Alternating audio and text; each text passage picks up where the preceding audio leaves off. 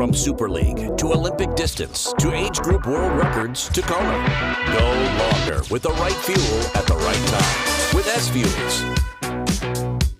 This is a phenomenal bike ride, and I can tell you he's so casual. This is his first time he's ever biked the full 112 miles here in Hawaii. He's never been up to the turn in Harvey. He's certainly been up there today. Doesn't he look...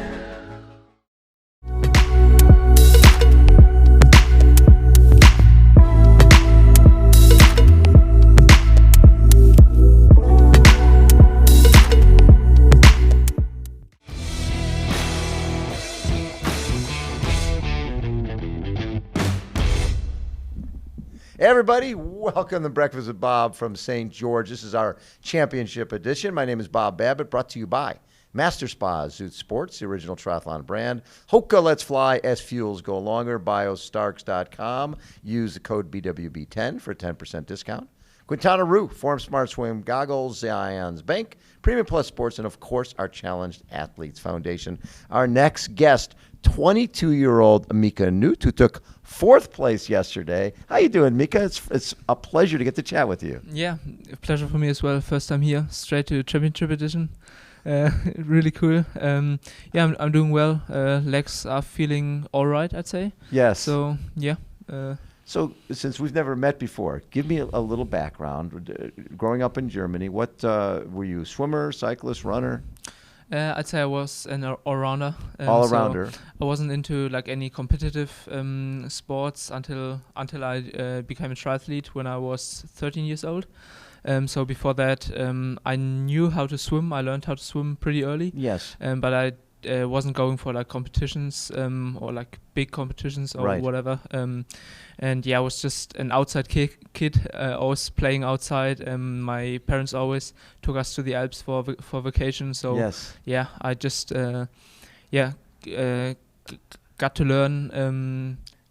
Just to be outside, got to enjoy the nature, and then I watched a triathlon in my hometown. Yes. And yeah, I was really fascinated by those guys with the aero helmets and all that stuff. And yeah, fast bikes and all that cool stuff. Yeah, it was really cool. And then I just gave it a go. And the first training, I felt so welcomed by our tri club. Yes. And I knew that's my sport. And did you have success right away? And did you start with thinking, okay, I'm going to go for Olympics, or what was the goal early on? Goal early on was just to make it to my first triathlon, just to compete and finish my first triathlon. Yeah. And then it became more and more to the Olympics. Yes.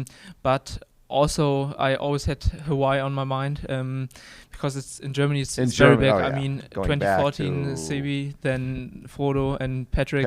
Yes. I mean, that's all my youth. So I got to watch them as my they're sort of role models. Yeah, exactly. And so Hawaii was always on my mind actually. Yeah, and this year you won Challenge Gran Canaria, and then it was after that you had injury. And how long did it? Because it took a while to get better from the injury. It did, yeah. So Gran Canaria was at the end of April. Okay. And in mid-May, I got the injury. Was it hip, knee? In the pelvis. Okay. Actually, so yeah. And they know what it was from? Just from? Yeah, what was obviously a combination as always. Yes. But the main problem was like some static problems in my lower back. Okay. So we could fix that. That's good, knowing it for the future. Right. And yeah, I got to meet so many like great experts because previously I didn't have any injuries. So when I first got the injury, it was like I just went to a normal doctor and he said like, okay, just lay in bed for 4 weeks. And if it hurts when you go like that, don't go like that. Yeah. But then I got to meet like some proper experts, a real in doctor. Sports. And that's really good for the future actually. So when I now get any niggles, I can straight away go to the right experts. Yes. Yeah. And you find out that in maintenance, which, having somebody work on body work is going to be important after workouts, before workouts, because even though you're 22, the amount of volume you do, you potentially can get injured. So when did you feel that you were ready to come back from the injury?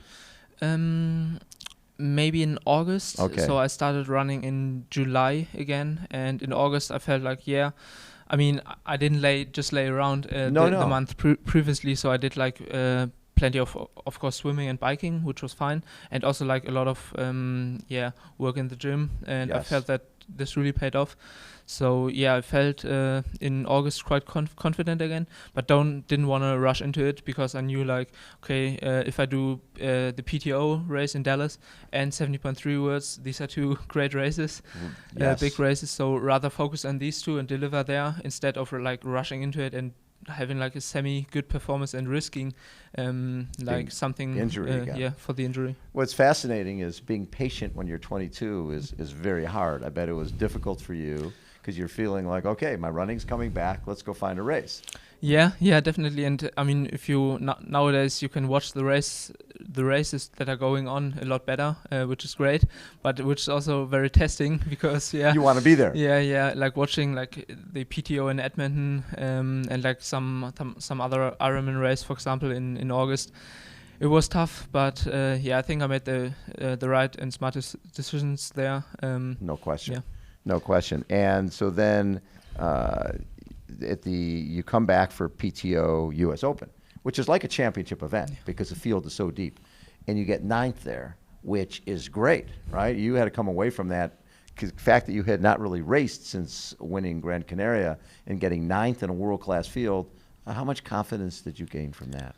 Yeah, I gained a lot of confidence. I mean, I was already confident going into the race, because like I'm not a guy who I don't want to race like 10 races and get better from race to race. When I race, I want to be at 100%. You want to be ready. Yeah, and I think one of my strengths is that I don't do like these silly mistakes in races. So whenever, like for the last 4 years now, I didn't have a bad race. So that also gave me confidence going into the race, that I'm, so when I race, I do well, but I don't want to over race it, to like always be at 100%. Well, and that's hard to do, because there's races every day. And it's getting more and more. Yeah, I mean, you could, if you're in Europe, you could join a French team and be racing on Fridays and go somewhere else on Saturday. And that's the hardest part, because now there's good money, especially with the PTO events and Ironman events. You're racing all the time. Being patient, you're doing exactly the right thing. So yesterday, speaking of being patient, your run was spectacular, 1:11. Were you cold after coming out of the water? Not bad. Not really. No, okay, not good. really. So I talked to the girls, and they told me that they were already cold in the water. Yes. So I was happy that I wasn't cold in the water, and I knew this gave me like some confidence or like some good mood, that it won't be such a terrible day, because actually my first ever triathlon in 2013. It was my last cold race, so since then I had some cold-ish race, but not really cold. Yes. And this first triathlon was a nightmare, really. It was terrible. I was so skinny, and the worst experience of my life Being so far. cold is bad. Yeah, and so since I didn't have a really cold race since then, I was pretty. I had very big respect. Yeah, you're nervous, I bet. You're thinking, definitely. oh my God, I don't want to be cold. Being cold on the bike is not a good thing. Yeah, and watching the women's race didn't make it any better, or talking to them afterwards. Yes. But I mean, when you feel in the race that things that it's not too bad, this really changes it, and gave me some good feelings for the start of the bike. Well, and you're riding the bike with some of the people you've been reading about and seeing on the TV shows and the races. You're 22 years old in your first world championship, but you didn't seem to be intimidated by the moment or the people you were riding with. Yeah, no. So I felt very good jumping onto the bike. So in T1, I made this decision to not put a vest on. I had a vest in my in T1, but I thought like I go all in now. It's a world championship, so and this also gave me confidence, because now I knew that I have the fastest setup possible, and other guys had vests on. I knew they were pushing like 10-15 watts more than me, because they were maybe overdressed.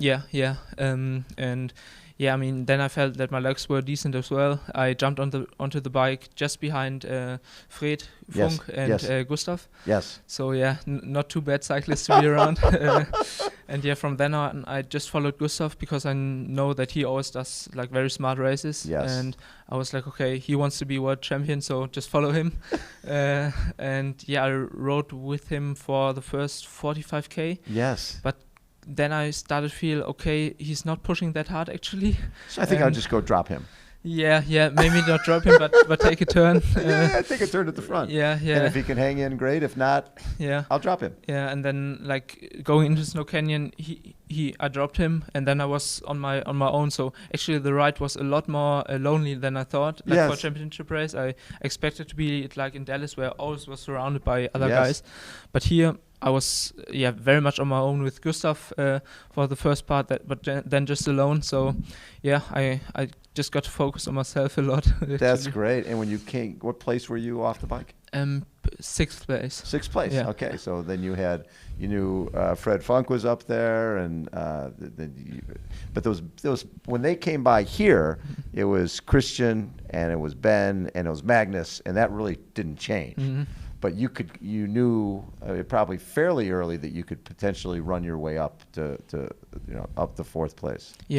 So I mean, this run course is really quite challenging, also mentally. Like starting with this slight uphill, it's not a super steep uphill, so you still have to run like proper technique and not just more like hiking technique.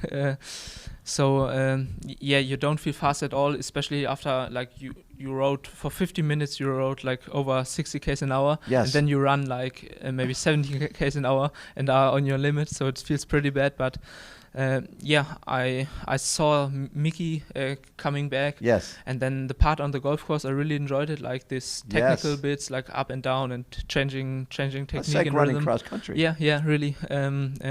That's when I saw Fred, and I knew things were going into the right direction. Right. When you caught Fred, did he try to go with you, or at that point you're running that much faster? I just went past him. And of course I wanted to catch Magnus, so there was no time to waste for me. And how close did you get? So Magnus was, you got within, I think 45 seconds maybe. So I could see him in the distance, but he was just as strong. He was strong as well. Yeah. Well, look at it. He's 24. You're 22. We've got, look at it. Christian and Ben is turning 30. He's the old guy from the group. Yeah. But there's so many great young athletes coming in.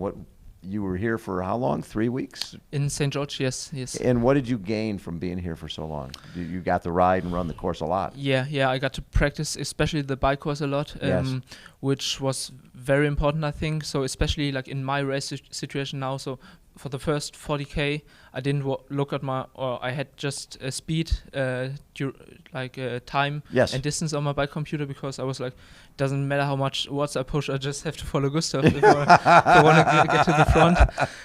But for the second half of the ride, it was really good to like know the course, know where to push like a bit more, to carry the momentum without going too much into the red. Right. So this really paid off.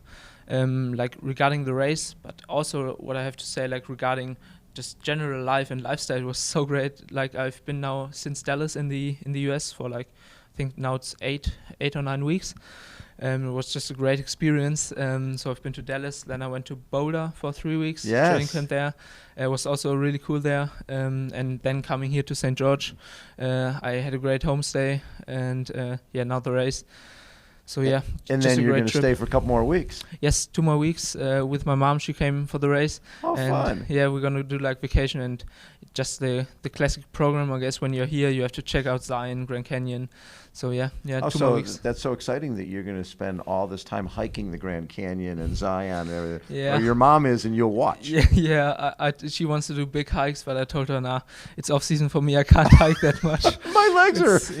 I had a hard workout yesterday. Yeah. But my mate who's also here, he already did this trip, and he told me in the US you can drive with your car to everywhere. Just step out, watch it, get it back into the car, and drive to the away. next one. Yes. So yeah, if my legs are still very bad, I could do that.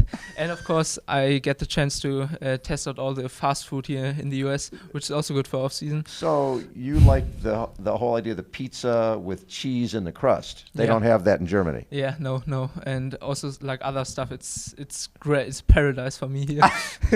Don't get used to it. Yeah, You'll be about. I was very disciplined, like in Boulder and leading into this race. So now I can enjoy. You can sort of enjoy for a little bit, and then get back to training. Yeah. What will next year be? What will you be? I'm not 100% sure yet, but for sure I plan to do all the PTO races. Yes. Which I heard are like 4. I think I've heard 4 as well. Yeah. And then plus, hopefully, Collins Cup. You never know. Yeah. So let's say 4 to 5 PTO races, plus 70.3 worlds, Yes. plus 1 race to qualify for 70.3 worlds. And these are already 6 to 7 middle distance. And that's honestly enough for me. So That's I think plenty. that's fine. And so, yeah, I think with the PTO races, you got your calendar then, and then you can plan around it. And I still plan to do like hopefully some short distance races in Germany, like the Bundesliga. Yes. Which my hometown has a club there. Oh, okay, good. Yeah, it's just great fun to race there. And yeah, so I hope to do like 6 to 7 big middle distance races, plus some maybe smaller races on the side. Yeah. Well, it's a good era because with the PTO and with 70.3 and obviously Super League and Ironman, you can make a really, really nice living racing middle distance. Yeah. I think I stepped into the sport right at the right time. So you did. In 2019, I was still a junior. Then I had like the COVID year to like just train and develop. And I mean, often you see like people struggle in the first U23 year. Yes. And then they often like even stop the sport because they start studying. But I just kept training, kept plugging away. And yeah, last year it already paid off, and yeah, now I'm just happy that all things are going off so well. Was this your first trip to the U.S.? No, last year I've been here as well. Okay. Yeah. Very cool, and you're liking it here. Yes, it's different, but I liked it here, and looking forward to coming back for sure. Many more times. Well, hopefully we'll get to chat more times. Yeah, hopefully. I would like it. Yeah, more championship editions. Yeah, exactly. Congratulations, Mika. Thank you. Mika Noodt has been our guest. That is a wrap for Championship Edition, Breakfast with Bob from beautiful St. George. Thanks, everybody, for tuning in. Check out all of the interviews on our YouTube channel, and definitely send us some comments, and we'll see you next time. Thanks again. Bye.